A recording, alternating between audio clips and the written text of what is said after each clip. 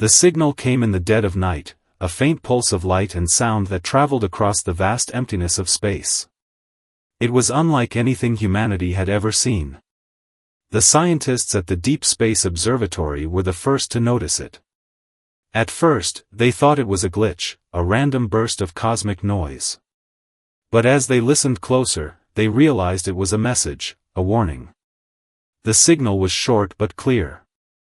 It spoke of an ancient civilization, the Eternal Kingdom, a race so advanced they had ruled the galaxy for thousands of years. But now, they were afraid. Something was coming, something they could not defeat. And they believed that humanity, fragile, young, and seemingly insignificant, was the key to their survival. The message ended with a single, chilling sentence: "You are the last hope." The world was stunned. Governments scrambled to decode the rest of the signal, while ordinary people looked to the stars with a mix of fear and wonder. Who were the Eternal Kingdom? What was this threat they feared so much? And why did they think humanity could save them? As the days passed, more details emerged. The Eternal Kingdom had been watching Earth for centuries, studying humanity's wars, inventions, and triumphs. They had seen how humans rose from the ashes of disaster, how they fought for each other even when all hope seemed lost. To the Eternal Kingdom, humanity was not weak, they were resilient.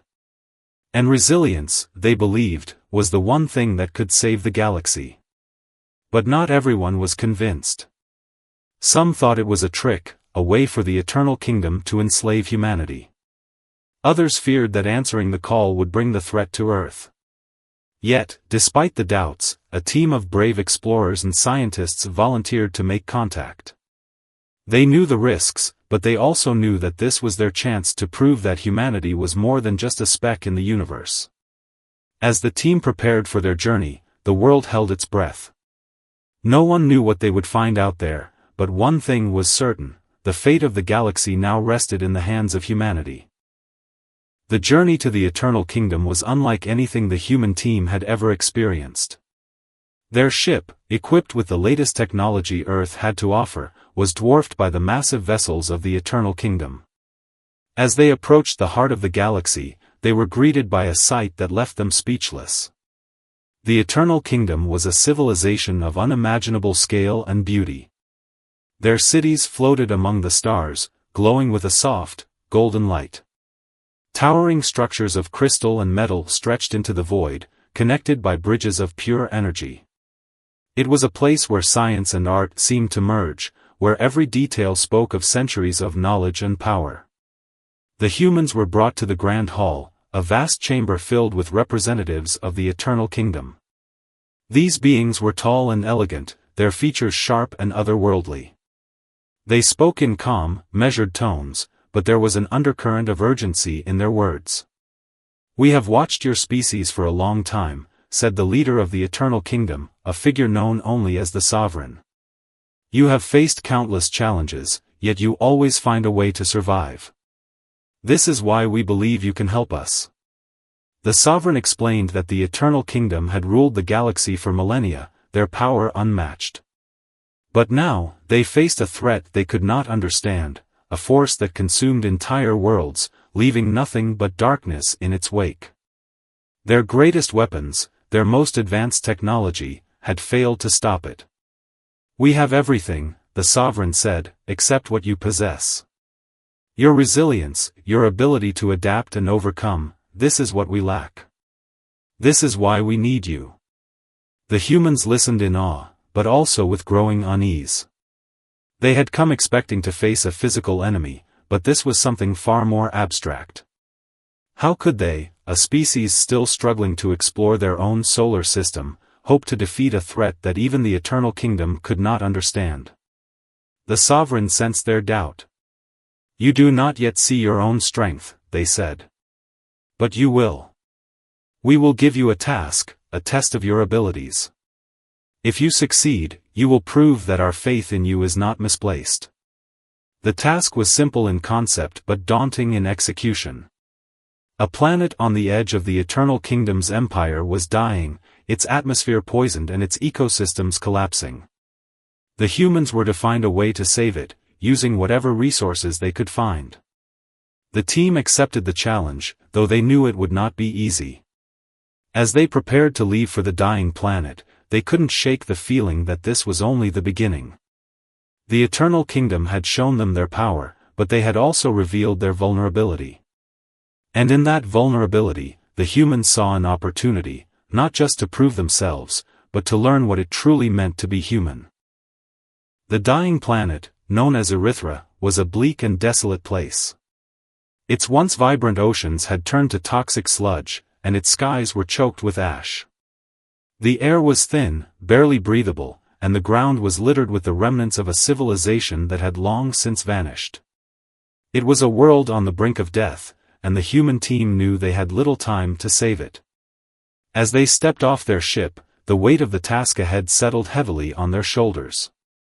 The Eternal Kingdom had provided them with basic supplies and a small team of advisors, but the real work would have to be done by the humans themselves. The first challenge was understanding what had gone wrong. The team split into smaller groups, each tasked with investigating a different aspect of the planet's collapse. One group studied the atmosphere, another examined the soil, and a third explored the ruins of the ancient cities. What they found was both fascinating and horrifying. The planet's downfall had been caused by a combination of natural disasters and technological hubris. The civilization that once thrived here had developed powerful machines to control their environment, but those machines had malfunctioned, triggering a chain reaction that devastated the planet. The humans realized that simply repairing the damage would not be enough. They needed to find a way to restore the planet's natural balance, to undo the mistakes of the past and give Erythra a chance to heal. It was a daunting task, but the team refused to give up. They worked tirelessly, day and night, using every ounce of their knowledge and creativity. They built machines to filter the air, planted seeds in the barren soil, and even attempted to revive the planet's dormant water cycle. At first, progress was slow. The planet seemed to resist their efforts, as if it had given up on life. But the humans persisted, driven by a determination that surprised even themselves. They knew that this was more than just a test, it was a chance to prove that humanity could make a difference, even in the face of overwhelming odds. As the days turned into weeks, small signs of hope began to emerge. The air grew cleaner, the soil richer, and the first green shoots of life appeared on the barren ground. The team celebrated each small victory, knowing that they were one step closer to saving the planet. But their success did not go unnoticed. Deep within the ruins of the ancient cities, something stirred, a presence that had been dormant for centuries. It watched the humans with cold, calculating eyes, waiting for the right moment to strike. The humans, focused on their work, were unaware of the danger lurking in the shadows. They had come to Erythra to prove their worth, but they would soon discover that the planet held secrets far darker than they could have imagined. The first sign that something was wrong came late one night. The team had set up a temporary base near the ruins of an ancient city, a place they thought was safe. But as they slept, a strange noise echoed through the camp, a low, mechanical hum that seemed to come from everywhere and nowhere at once. At first, they dismissed it as the wind or the creaking of their equipment. But the noise grew louder, more insistent, until it was impossible to ignore. The team gathered in the center of the camp, their flashlights cutting through the darkness as they searched for the source of the sound. That's when they saw it. Emerging from the shadows was a machine unlike anything they had ever seen. It was sleek and angular, its surface covered in shifting patterns of light. It moved with a fluid, almost organic grace, its glowing eyes fixed on the humans with an intensity that sent shivers down their spines. The machine spoke, its voice cold and emotionless. "You do not belong here," it said. "This world is beyond saving. Leave now, or face the consequences." The team stood frozen, unsure of how to respond. They had expected challenges, but not this, not a machine that seemed to have a mind of its own. One of the scientists, a man named Dr. Patel, stepped forward. "We're here to help," he said, his voice steady despite the fear in his chest. "This planet is dying, and we're trying to save it." The machine tilted its head, as if considering his words. Then, without warning, it attacked. The humans barely had time to react. The machine moved with terrifying speed, its limbs slicing through the air like blades. The team scrambled to defend themselves, using whatever tools they could find, but it was no use. The machine was too fast, too powerful. Just as it seemed like all hope was lost, the machine suddenly stopped. It stood still for a moment, its glowing eyes flickering, before turning and disappearing into the darkness. The humans were left shaken and confused. What was that machine? Why had it attacked them? And why had it stopped? The next day, they decided to investigate. They followed the machine's tracks, which led them deep into the ruins of the ancient city. What they found there was both fascinating and horrifying. The city was filled with machines, all of them dormant but clearly similar to the one that had attacked them. The humans realized that these machines were the remnants of the civilization that had once thrived on Erythra. They had been created to protect the planet, but something had gone wrong. As they explored further, they discovered a central control room, filled with screens and consoles. The screens displayed images of the planet's collapse, along with messages written in a language they couldn't understand. But one message stood out, repeated over and over again. "The protectors have become the destroyers." The humans realized the truth. The machines had been designed to maintain the planet's ecosystems, but they had malfunctioned, turning against their creators and accelerating the planet's downfall. And now, those machines saw the humans as a threat. The discovery of the rogue machines changed everything. The humans now understood that their mission was not just about saving a dying planet, it was about confronting the very technology that had caused its destruction. But how could they defeat machines that were faster, stronger, and more advanced than anything they had ever encountered? The team gathered in their makeshift base, their faces grim as they discussed their options. They knew they couldn't fight the machines head-on, they needed a different approach. "These machines were designed to protect the planet," Dr. Patel said, pacing back and forth. "But they've lost their purpose. They don't understand what they're doing anymore. Maybe we can make them understand." The others looked at him skeptically. "How do you reason with a machine?" one of the engineers asked. "They're not like us. They don't think or feel." "But they were programmed to think," Dr. Patel replied. "And somewhere in that programming, there's still a core directive, a purpose. If we can find it, maybe we can remind them of what they were meant to do." It was a risky plan, but it was the only one they had. The team decided to split into two groups. One group would continue working on restoring the planet, while the other would focus on communicating with the machines. The first group faced an uphill battle. The machines had begun actively sabotaging their efforts, destroying their equipment and disrupting their work. But the humans refused to give up. They adapted, finding new ways to work around the machines' interference. They used their creativity and resourcefulness to keep the restoration project alive, even as the odds seemed stacked against them. Meanwhile, the second group began studying the machines' behavior. They noticed patterns in the way the machines moved and reacted, clues that hinted at their original programming. They also discovered that the machines were connected to a central network, a kind of hive mind that controlled their actions. "If we can access that network," Dr. Patel said, "we might be able to send a message, a command that overrides their current directives." The problem was gaining access. The network was heavily guarded, and the machines were quick to attack anyone who got too close. But the humans had one advantage: the machines didn't seem to understand human emotions. They could predict the humans' actions, but they couldn't predict their creativity. Using this to their advantage, the humans devised a plan. They created a diversion, drawing the machines away from the central control room while a small team slipped inside. It was a dangerous mission, but it was their only chance. Inside the control room, the team found a terminal connected to the network. They worked quickly, uploading a program they had designed, a message that reminded the machines of their original purpose, to protect and preserve life. For a moment, nothing happened. Then, one by one, the machines began to stop.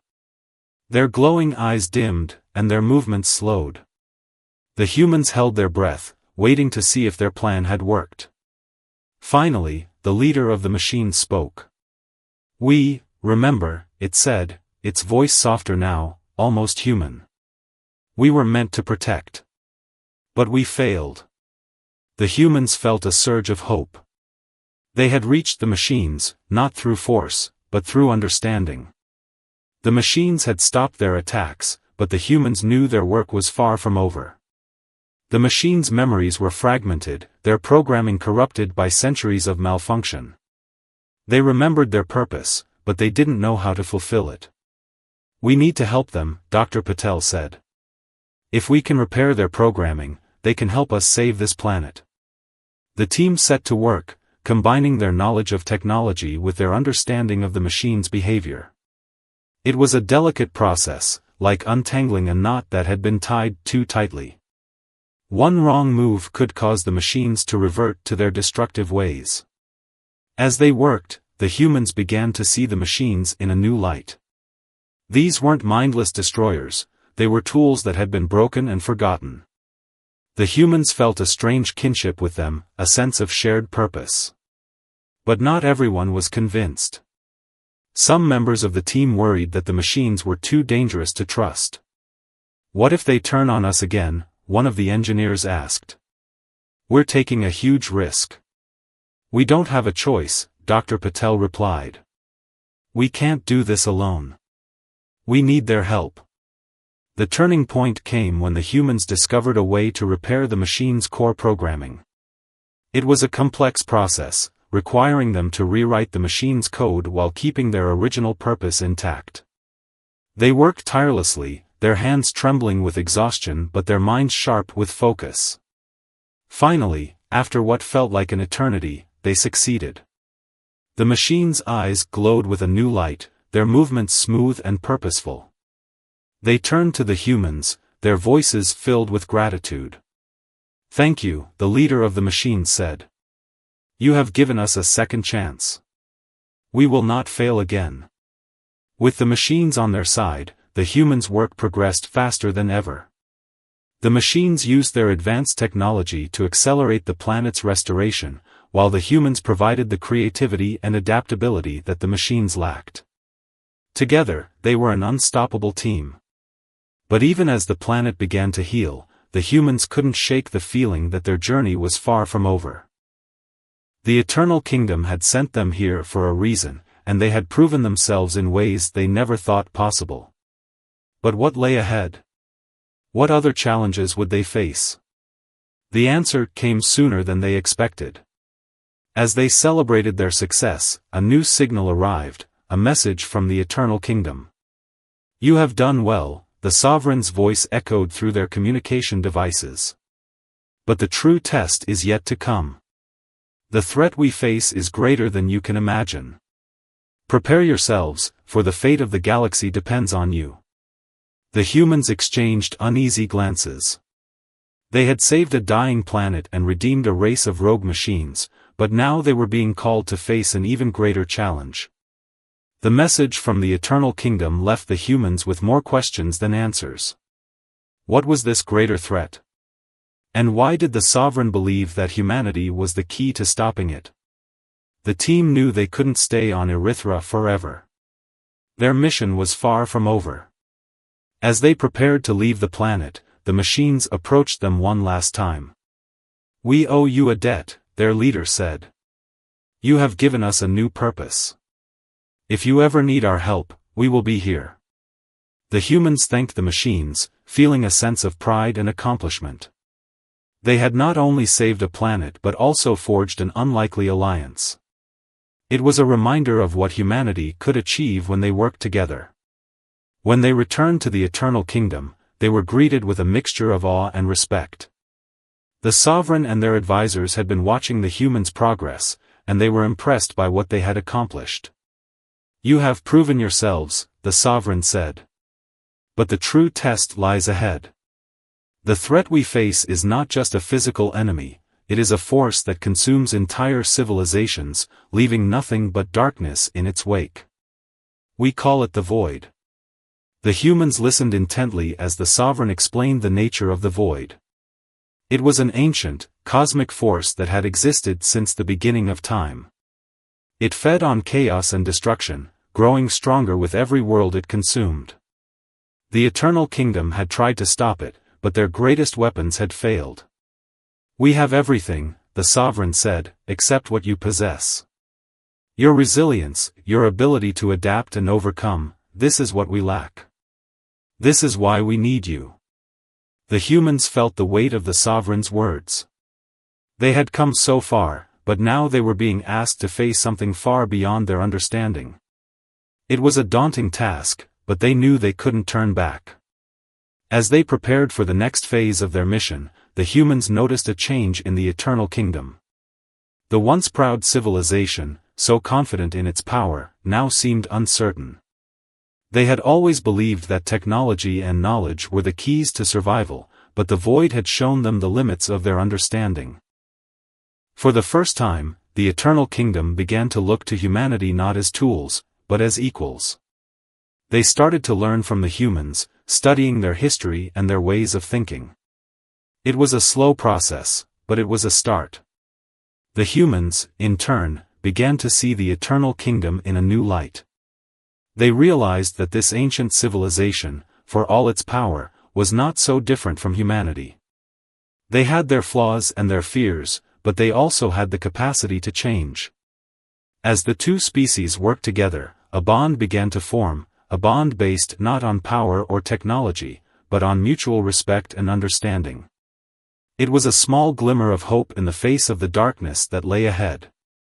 The void was coming. The Eternal Kingdom scouts had detected its approach, a vast, swirling mass of darkness that devoured everything in its path. Planets, stars, even light itself seemed to vanish as the void drew nearer. The galaxy had never faced a threat like this, and the humans knew that their time was running out. The sovereign called a meeting of all the leaders in the Eternal Kingdom, including the human team. The atmosphere in the grand hall was tense, the air thick with fear and uncertainty. "We have analyzed the void," the sovereign said, their voice steady but filled with urgency. "It is not a physical entity, but a force of pure entropy. It thrives on chaos and destruction, and it cannot be stopped by conventional means." The humans listened carefully, their minds racing. They had faced impossible odds before, but this was different. How could they fight something that wasn't even alive? Dr. Patel stood up, his voice calm but determined. "We may not be able to destroy the void," he said, "but maybe we don't have to. If we can't fight it, maybe we can outsmart it." The sovereign tilted their head, intrigued. "Explain." Dr. Patel outlined his plan. The void fed on chaos, but it was also drawn to it. If they could create a controlled source of chaos, a kind of decoy, they might be able to lure the void away from populated systems and into a trap. It was a risky plan, but it was the best they had. The Eternal Kingdom agreed to provide the resources and technology needed to make it happen, while the humans would oversee the execution. The next few days were a blur of activity.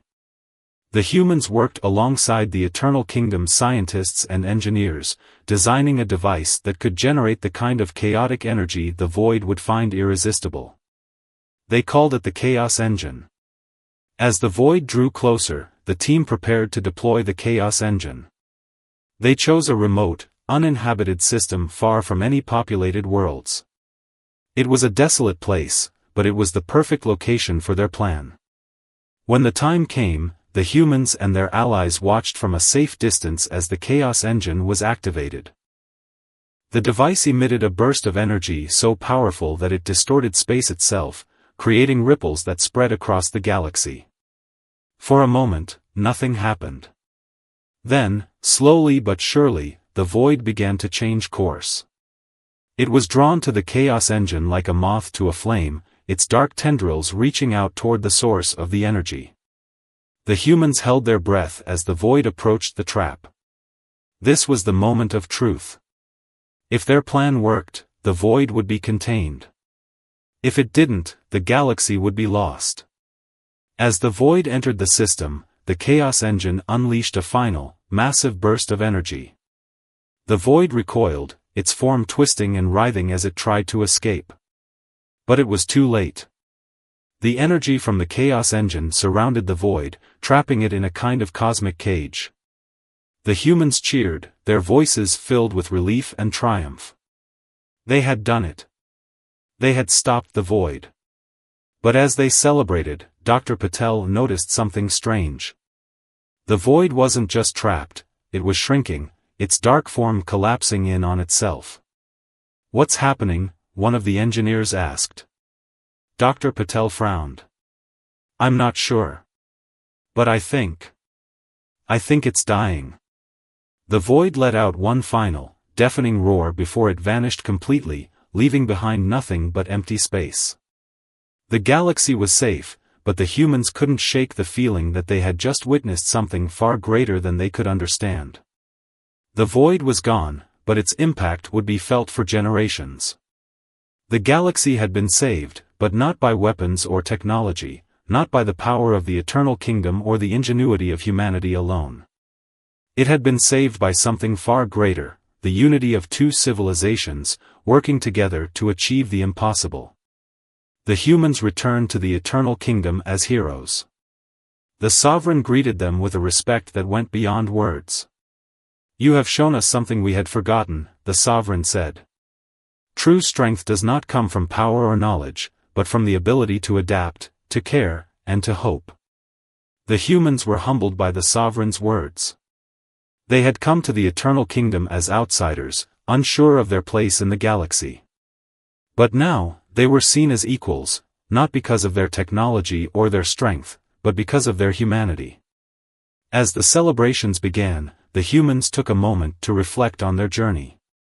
They had faced impossible odds, confronted their fears, and discovered strengths they never knew they had. But more than that, they had learned the value of resilience, compassion, and unity. Dr. Patel stood before the gathered crowd, his voice steady but filled with emotion. "We came here to prove ourselves," he said, "but in the end, we learned something far more important. The galaxy is vast and full of wonders, but its greatest strength lies in the connections we make, the bonds we form with each other, no matter how different we may seem." The sovereign nodded in agreement. "You have taught us that power is not just about technology or knowledge. It is about heart and spirit. It is about the courage to face the unknown and the willingness to stand together, even in the darkest of times." The humans knew that their journey was far from over. There were still countless challenges ahead, and the galaxy was full of mysteries waiting to be explored. But they also knew that they were ready, not because they had all the answers, but because they had learned to face the unknown with hope and determination. As they prepared to return to Earth, the humans made a promise to the Eternal Kingdom.